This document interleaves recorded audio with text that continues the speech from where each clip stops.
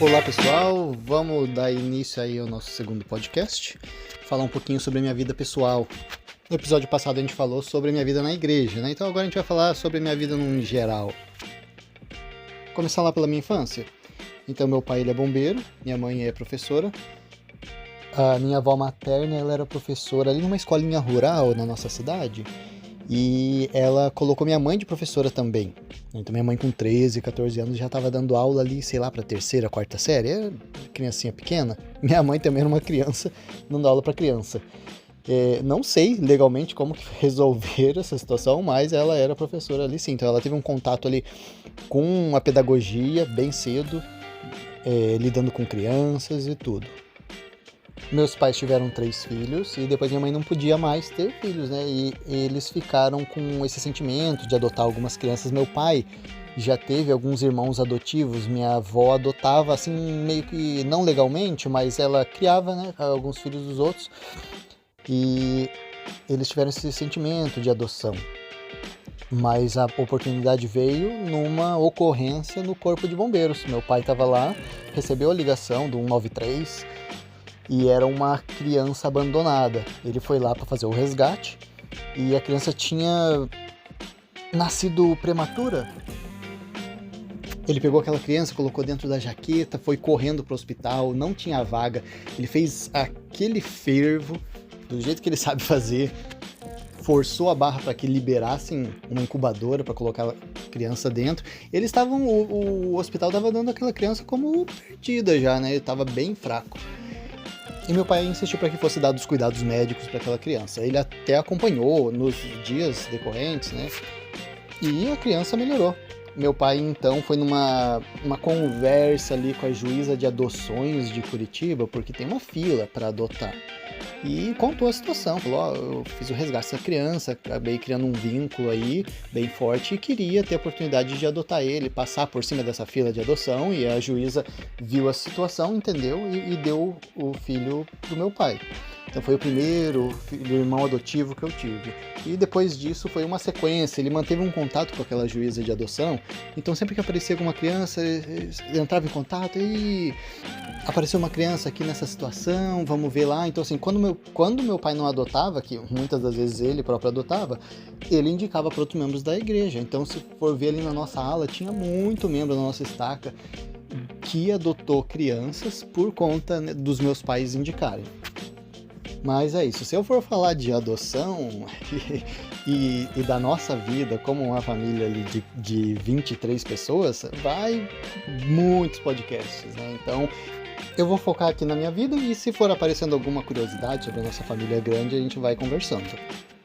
Inclusive é aquilo, né? Tem alguma pergunta, manda lá que a gente responde. Então vamos voltar lá para minha infância, né? O meu pai ele ficava bem focado nos bombeiros, ocupava bastante o tempo dele. Minha mãe, ela lidava com os negócios da família. Então eles tiveram várias tentativas de negócios. Nossa, teve muita coisa que eu fui descobrindo com o decorrer da minha vida também, que eu nem sabia da minha infância, que eles tentaram e depois tentaram outras coisas diferentes, como a própria história dos coelhos. Então um dia meu pai chegou e falou, sabia que a gente criou coelho? Ele criou aquela estrutura inicial lá, que a gente fez as reuniões da igreja, ele criou aquela estrutura inicialmente para criar coelho. Ele tinha alguma ideia, não sei, alguém veio com alguma estratégia comercial falando de uma criação de coelho e ele começou a criar, né? Não deu muito certo, depois ele partiu para a próxima. Então ele teve uma marcenaria ali, por último, naquele barracão antes de emprestar para a igreja, era uma marcenaria. Tinha um rapaz que trabalhava com ele, eles tentavam criar alguns móveis ali, mas também não foi muito para frente. Eu lembro daí, da minha infância, eu já lembro dessa parte onde ele quis fazer como se fosse um Ceasa, venda de frutas. Então ele pegava a fruta lá no distribuidor longe e trazia ali para nossa comunidade e vendia ali, atacadão mesmo. Sacolão? Essa parte eu já lembro ali, eu não sei quantos anos eu devia ter, mas já é uma parte ali que eu lembro.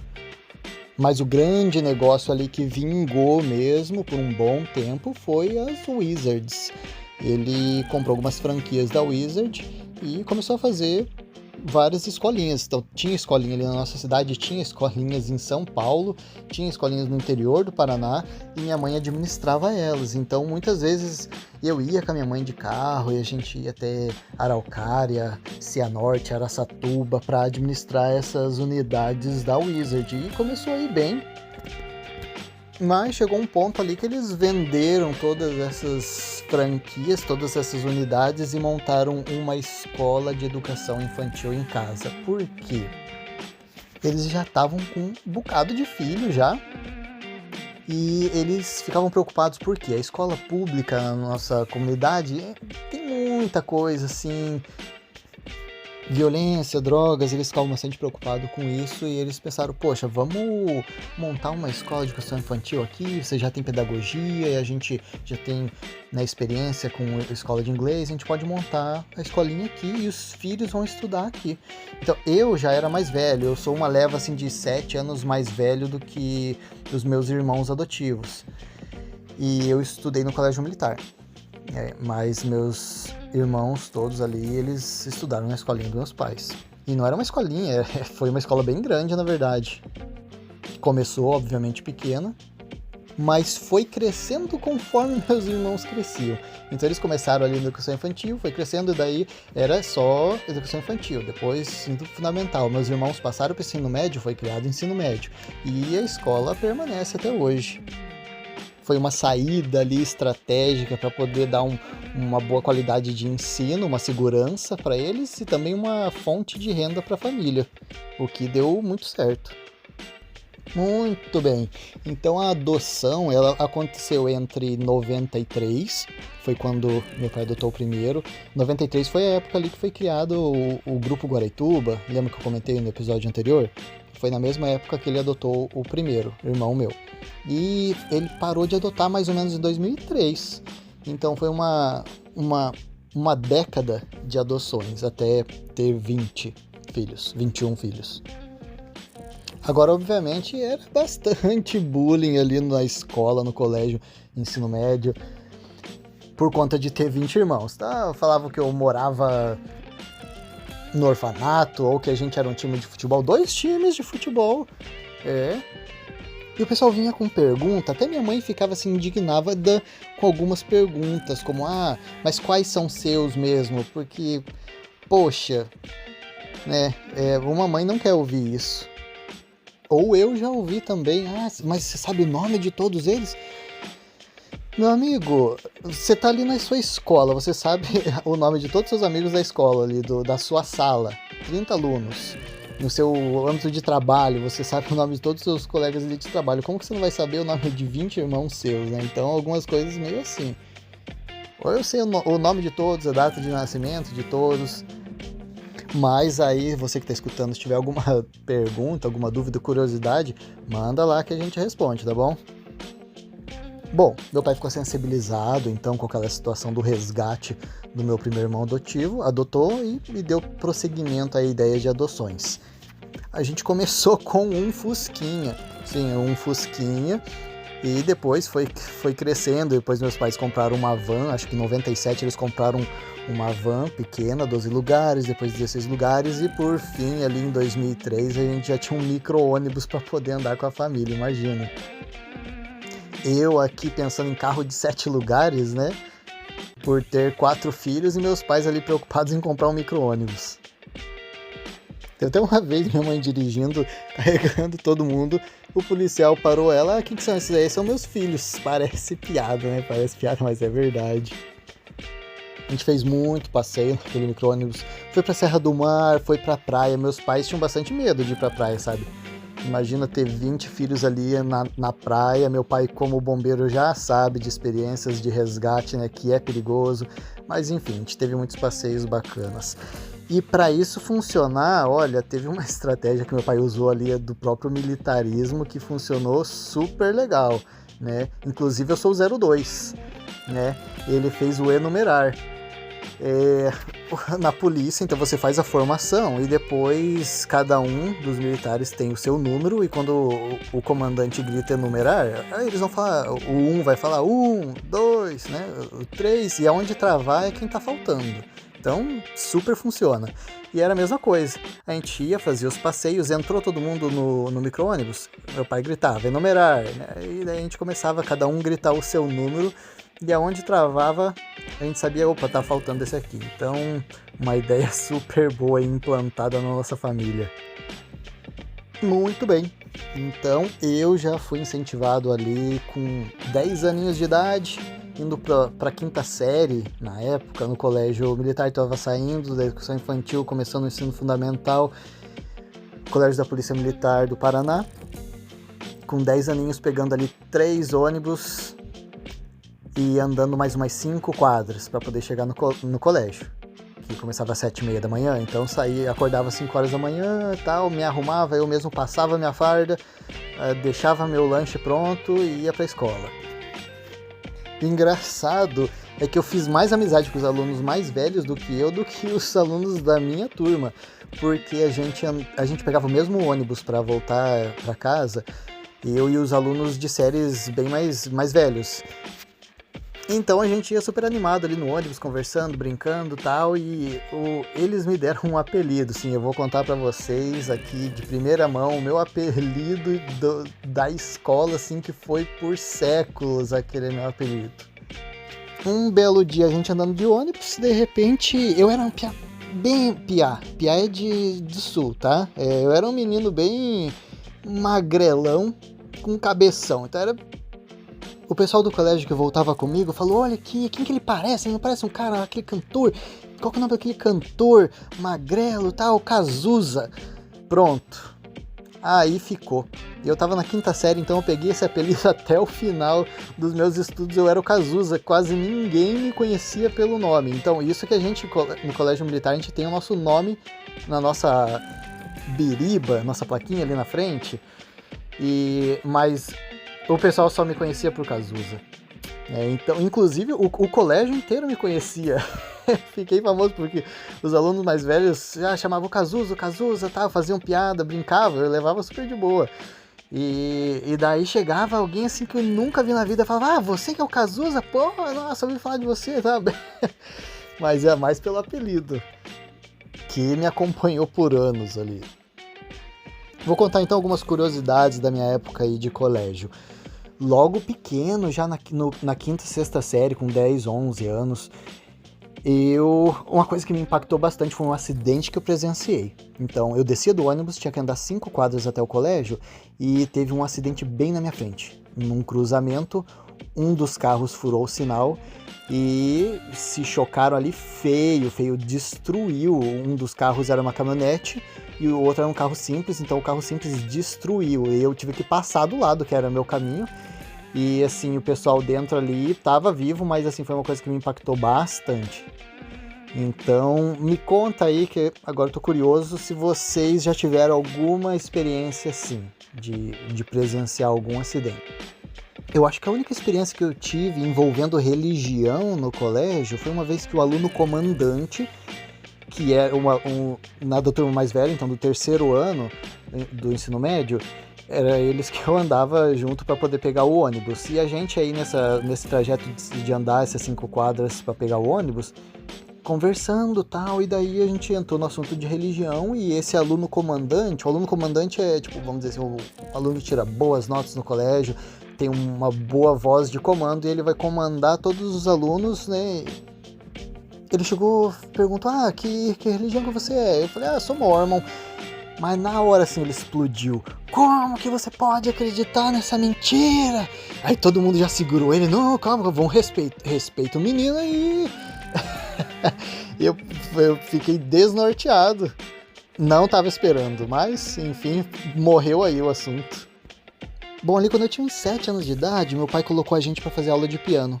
Minha mãe, minhas irmãs, e a gente começou a fazer aula de piano, então eu fiz aula de piano até os 14 anos. Aprendi, olha, na época, quando eu tinha uns 14 anos, até eu sabia ler partitura, sabia tocar bem, mas olha, confesso que agora é uma outra música que eu decorei da época, mas não vou dizer que eu sei tocar piano, não. O que eu sei tocar é contrabaixo, aprendi a tocar contrabaixo depois de casado. Eu gostava bastante de guitarra.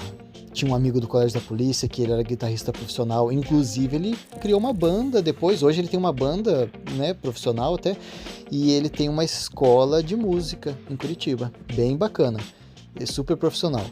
E ele sentava perto de mim, então sempre estava falando de música, de guitarra, e eu ficava super impressionado. Mas depois meu pai colocou a gente para fazer umas aulas de violão. Eu gostava de tocar o violão com as cordas bem no grave, não era na afinação normal. E eu não tinha me tocado na época, mas poxa, é porque eu curtia bastante o som do baixo, do contrabaixo. Então, depois de casado, eu pensei, poxa, eu vou aprender contrabaixo. E coloquei o quê? YouTube. É isso aí, a gente aprendeu a tocar contrabaixo com vídeos do YouTube. Toco até hoje, tem meu baixo aqui, de vez em quando eu dou uma brincada. Eu tinha uma banda, né, tocava uma banda no Brasil para brincar, mas vindo pra cá agora, né, toco só de vez em quando para brincar mesmo. Voltando lá para minha época de colégio, eu tive o meu primeiro empreendimento e também o meu primeiro crime, sim. Meu pai tinha comprado um computador que tinha gravador de CD. Então, tinha um amigo no colégio, ele tinha bastante CD de jogos, de música. Eu falei, pô, imagine se a gente começasse a gravar eles. Na época, eu acredito que eu não tinha nem ideia sobre criminalidade de pirateamento aí de material. E a gente fez isso, a gente começou a gravar CDs de jogos e vender ali no colégio. Mas foi um período curto, meu empreendimento, minha vida criminal encerrou rapidamente. Agora já ouviram falar que toda mãe é profeta, né? Porque olha, quando mãe fala é uma coisa de louco. Eu voltava do colégio já no ensino médio. E eu estudava à noite. Então eu terminava, sei lá, 11h30, chegava em casa meia-noite, alguma coisa, pegava o ônibus e tal, e aí eu tinha duas escolhas, ou entrar pelo portão da frente, e o portão da frente eu ia ter que passar por todo o colégio dos meus pais, então tinha acho que uns 3 portões, mais 2 ou 3 alarmes que eu tinha que desativar para poder ir para casa. Ou eu dava a volta pela quadra, já era um terreno baldio pelos fundos, e eu entrava pelo portão de trás, que era só um portão, e já entrava em casa. Então, obviamente, eu fazia esse caminho mais fácil. Minha mãe falava, entra pelo portão da frente, porque atrás é perigoso. Eu acho que se ela não tivesse falado, não ia ter acontecido nada, mas mãe fala, tem que acontecer. Uma bela noite, eu chegando lá por trás, e um carro fez um drift na minha frente.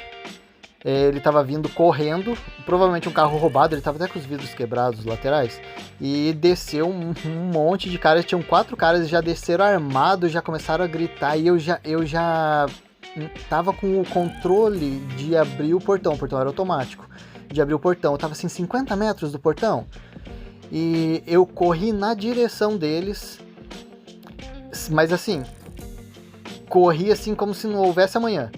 Inclusive, eles quase conseguiram me agarrar, né? Não conseguiram me pegar, consegui me desvencilhar ali deles e corri portão adentro e saí correndo gritando pro meu pai, né? Os caras foram embora depois. Mas foi uma situação que é isso aí, ó. Ouçam a mãe de vocês, por favor. E até eu esqueci de comentar aí dessa parte do começo meu no colégio da polícia, que eu era um bom corredor, sim. Apesar de ser magrelo, tem as suas vantagens. Eu fazia as corridas da nossa educação física no colégio militar, é diferenciado. A gente tem um futebolzinho, um basquete de vez em quando, mas eles não focam só nisso. Focam num atletismo também. A gente fazia barra, então para ganhar a nota de educação física, você tinha que fazer tantas barras, subir na corda. Tinha alguns circuitos que a gente fazia e também a corrida. Então a corrida era o meu forte. Na verdade, assim, até barra, eu era magrelo, não tinha muito peso para levantar, até barra eu ia bem. Mas meu forte era a corrida. E o meu professor de educação física uma vez chegou e falou: poxa, Ozzy, você corre bem pra caramba, a gente podia dar uma focada nisso aí. O que você acha de fazer o nosso treinamento profissional para você correr pelo colégio, entre colégios, na comunidade e tal? Eu falei, vou dar uma conversada com meus pais, mas depois eu te digo. E eu mesmo já tinha ciência que eu não ia fazer isso, porque era nos domingos o treino. Então, o treino e as corridas sempre aconteciam nos domingos. Eu sabia, já tinha ciência que não ia rolar. Bom, terminando meu ensino médio ali, eu já fui fazer um vestibular sabendo que eu não ia cursar. Eu ia para missão. Mas fiz vestibular para testar mesmo. Fiz engenharia de computação, passei, mas fui para missão. A missão vai ser aí vários podcasts que eu vou estar gravando, que tem muita coisa interessante, muita coisa engraçada, né? Bastante curiosidade sobre a minha missão. Olha, eu ainda estou pensando quantos episódios vai dar, mas a gente vai falar sobre a minha missão posteriormente. Retornando da missão, mirei para uma coisa totalmente diferente. Fui fazer o curso de oficial de bombeiro, fazer a mesma coisa que meu pai. Eu estava super empolgado, na verdade, gostava bastante da profissão e fiz o vestibular. A gente tem que fazer um vestibular para poder passar. Então tem o vestibular, tem a prova física. Eu passei no vestibular escrito, tinha prova física, até eu ia fazer, mas eu já tinha mudado de ideia. Imagina, né? A gente chega meio perdido. Mudei de ideia, porque eu também queria ter o meu negócio próprio. E você, sendo militar, tem algumas regras. Não sei se as regras são vigentes até hoje, mas, por exemplo, você não pode ser casado, porque você tem 4 anos interno de treinamento. Você não pode ser casado nem ter filhos, isso já é eliminatório. E você não pode ter ou, posteriormente, criar uma empresa. Então, meus pais tinham uma empresa, mas era o nome da minha mãe que lidava, né? Então eu tava querendo focar num negócio próprio. Eu pensei, não, eu vou deixar pra lá esse negócio de bombeiro e vou focar num negócio próprio. Abri uma empresa de transportes, comprei, financiei ali uma van e comecei a carregar a criança no colégio dos meus pais. Também comprei a cantina da minha irmã, ela lidava com a cantina do colégio, mas ela fazia odonto, então eu tava focando na carreira de odonto e eu comprei aquela cantina e lidei então com o escolar e com a cantina. Agora, olha, eu não sei vocês, mas o que eu tive de experiência ruim com carro velho, olha, não tá escrito. Eu financiei uma besta, era o que tava dando, né? Eu não pude pegar uma nova e eu fui lidando com aquela mesma. Agora, assim, o que eu tive de manutenção desnecessária, porque assim, tem a manutenção necessária que você faz no dia a dia, troca um óleo, troca um pneu e tal, ok. Mas assim, manutenção totalmente desnecessária que eu tive que fazer naquela van, eu tranquilamente teria comprado uma outra van, só com aquela manutenção, tranquilamente. Não tive muita experiência boa, inclusive com um Fusca. Depois que meu avô faleceu, ele deixou um Fusca, que foi o primeiro carro dele, 72, e ia ficar com meu pai, comigo, e cara, eu comprava outro carro com a manutenção que eu tive. Então, olha, depois daquela van, eu pensei a focar, não, vou ter que comprar um carro novo, nem que gaste um pouco mais, mas é isso, você não fica na mão, né, e não gasta desnecessariamente. Agora, conta aí pra mim, se já ficou na mão com fusquinha, já fez algum cambalacho com arame pra ele funcionar, já empurrou carro? Acho que todo mundo já empurrou carro, pelo menos os mais novos talvez não, né? Conta aí pra gente, manda lá nos comentários que eu quero ouvir. Bom, vamos pular lá pra parte que Ozzy conheceu Maria Lúcia, já tá em tempo de a gente casar. E o nome dela é Manu. Já contei lá que a gente se conheceu desde a primária. Pouca coisa na juventude, que era de alas diferentes, mas a gente ainda se encontrava em alguns bailes. Eu lembro de ter dançado com ela algumas músicas ali na juventude, mas a gente não teve muito contato não. O maior contato foi depois da missão, no instituto. Bom, saindo com ela ali, eu saía sempre com o irmão de vela, né? Então, assim, a vantagem de ter 20 irmãos é isso, né? Tem 20 chances de não repetir irmão e levar eles de vela ali para o nosso namoro, para se conhecer melhor. Um belo dia levei minha irmã comigo e falei assim, olha, eu vou fazer assim, vou pedir ela em namoro hoje, beleza? Mas é assim, ó, a gente vai comer e tal, e daí você fala, eu vou no banheiro, e quando você for no banheiro eu vou falar com ela, beleza? Dá uma privacidadezinha ali pra gente. E foi certinho, nosso combinado, minha irmã falou, eu vou lá no banheiro, e daí a Manu falou assim, eu vou também. Vai ficar difícil. Aí na saída, quando a gente tava indo embora, eu falei pra minha irmã, vai um pouquinho ali pra frente que quero conversar com ela aqui. E daí pedi ela em namoro. Eu falei, a gente tá saindo e tal, eu queria namorar oficialmente com você, o que você acha? Ela falou, ela não falou que sim. Ela falou assim, eu tenho que conversar com meu pai. Então assim, Pra mim, ou aquilo era um sim ou era um não. Ficava bem confuso, na verdade. Pô, ou é uma escapatória, eu não tô afim e tal, e vou dar essa desculpa e rapo fora. Ou, né, é um sim, só tem que conversar com meu pai. Fiquei bem confuso, confesso. Aí ficou meio aquele climão na hora até ir embora, deixar ela em casa. E daí eu fiquei esperando a resposta. Eu falava, eu te dou uma resposta aí depois. E é isso, eu esperei um dia, não chegou resposta. 2 dias não chegou resposta. 3º dia não chegou resposta. Eu pensei, quem não responde já respondeu, não é mesmo? Vida que segue. Fui pro instituto, cheguei lá, vi ela. Ela chegou, me deu oi. Eu pensei, ué, não me dá resposta, mas vem me dar oi. E tal, eu pensei, ué, que estranho, né? E daí eu falei, tudo bem e tal. E daí ficou aquele climão e tal. E depois eu falei, e daí, conversou com seu pai? Ela, sim, eu te mandei mensagem. Te mandei SMS, sim. Eu sou da época do SMS, Messenger, Orkut. Pois é, ela me mandou um SMS e não chegou. E é isso. Fiquei 3 dias ali, numa ansiedade sem fim, e já tinha recebido a resposta, só não sabia. Muito bem, ela conversou com o pai dela, deu tudo certo. Fui aprovado. Então, entre 8 meses ali de namoro e noivado, a gente casou. A gente já tinha conversado antes do casamento, vai querer esperar pra ter filho e tal. Não precisa, e a gente já tinha combinado, então é isso. A gente já teve filho logo que a gente casou. E a gente foi fazer a ecografia para saber o sexo da criança. E o doutor chegou e falou, então, primeiro uma menina. Eu falei, como assim, primeiro, doutor? Ué, são 2, vocês não sabiam? Pois a gente não sabia, então foi uma surpresa.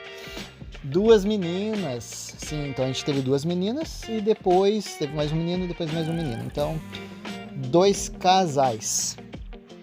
Bom, o meu circuito trabalhista era assim, eu acordava cedinho para fazer o escolar, terminava o escolar, corria, ia dar aula de inglês no colégio, terminava a aula, eu ia atender na cantina, terminava a cantina, voltava da aula, terminava a aula, corria para fazer o escolar de entregar as crianças da manhã, coletar as crianças da tarde, voltava, ia dar aula, terminava a aula, tinha o recreio, eu ia atender na cantina, terminava a cantina, ia dar aula, terminava, ia pro escolar, terminava, ia estudar.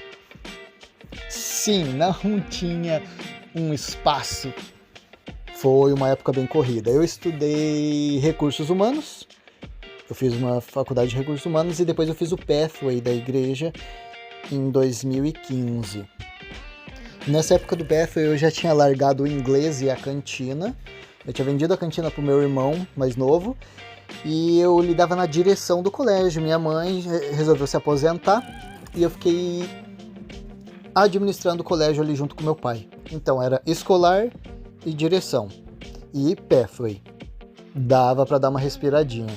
Aí posteriormente eu saí da direção do colégio, tava focando no meu negócio próprio, em montar a minha própria unidade de escola num outro ponto, numa outra cidade. Nessa época a gente já tinha comprado nossa casa própria e eu parei de fazer o escolar. Porque a gente teve um acidente em 2010 de carro, e a minha coluna já não estava muito boa desde a missão. A primeira vez que eu tive a coluna travada foi na missão, depois foi num acidente de carro que a gente teve, e depois minha coluna começou a ficar meio ruim, então, poxa, dirigir ali não era uma opção, prejudicava bastante minha coluna. Vendi o transporte, a minha licitação a minha carteira de clientes e foquei em montar uma escolinha, assim como meus pais. A gente montou lá em Bocaiúva, uma cidade bem mais distante, não tinha escola particular nenhuma.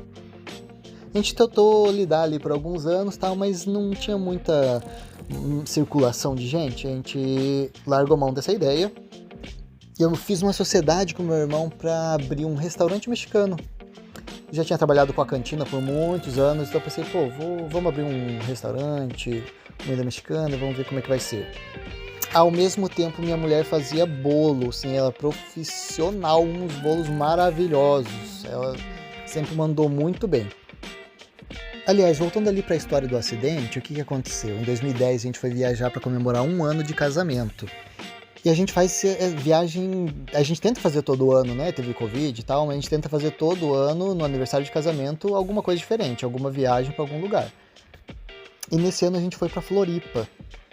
No retorno, um caminhão acabou batendo na traseira do nosso carro.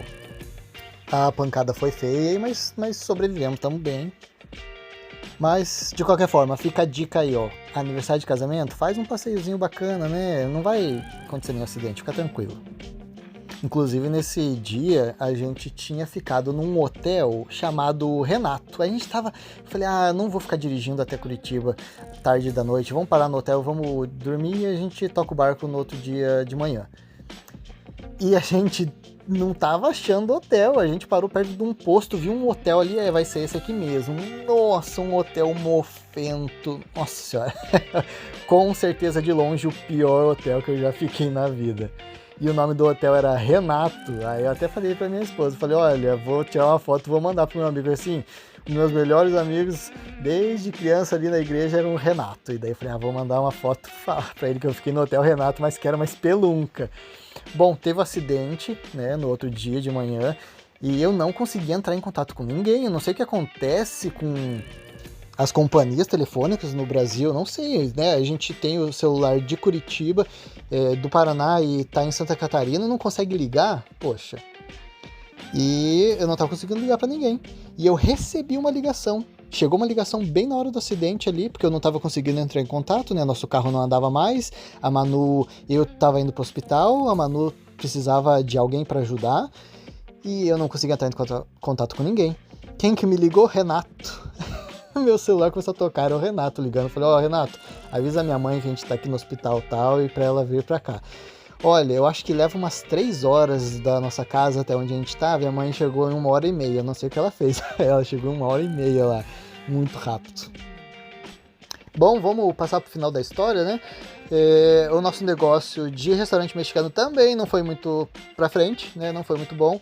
E eu já tinha um combinado com a Manu, né? A gente tem a cidadania europeia e já faz tempo. E ela sempre quis sair do Brasil, testar a vida no exterior, e eu nunca fui muito chegado. Então a gente fez combinado. Falou, dessa vez, se o negócio não for muito pra frente, aí a gente vai. A gente sai. E a gente, né, cumpriu com o acordo. Então, saímos do Brasil em 2018, estamos morando na Inglaterra, em Manchester. E é isso aí, pessoal. Mais um podcast aí pra vocês. E boa semana aí pra vocês. Um abraço.